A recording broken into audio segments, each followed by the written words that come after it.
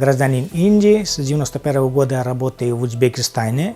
Men Hindiston davlatidanman. 1991-yildan buyon O'zbekistonda faoliyat yuritaman. 2008-yilda mamlakatingiz hududida tibbiyotda zarur bo'ladigan buyumlarni ishlab chiqarishga mo'ljallangan ilk zavodni ishga tushirdik. Bu esa bizga aynan shu hududda xususiy tibbiyot klinikasini ochish g'oyasini berdi. Ushbu yo'nalishga ham O'zbekiston Respublikasining rezidenti sifatida shaxsiy investitsiyamni kiritgan holda xususiy klinika ochish imkoniyatiga ega bo'ldim. Hozirda xususiy klinikalarimiz soni 3 taga yetdi. Ularning biri poytaxt Toshkentda, qolganlari esa Buxoro hamda Farg'ona viloyatlarida joylashgan. Tibbiyot buyumlarini ishlab chiqarishga ixtisoslashgan zavodimizda 20 ga yaqin ishchilar faoliyat yuritadi. Klinikalarda esa taxminan 50 ga yaqin kishilarni ish bilan ta'minlaganmiz.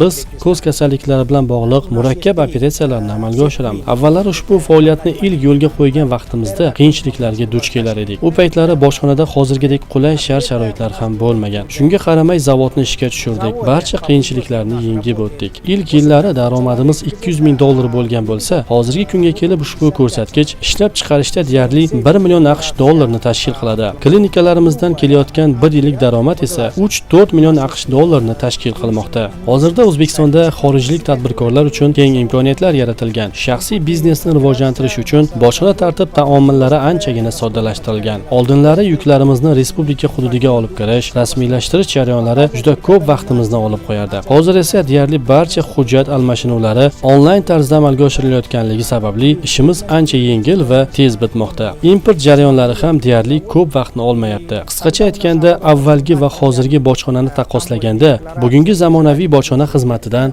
juda xursandmiz. И за каждую точку приходила бегать сами. Сейчас, так как что все стало онлайн и стало легче, условия лучше и очень улучшилось состояние растамаживания и импортирования в Узбекистане.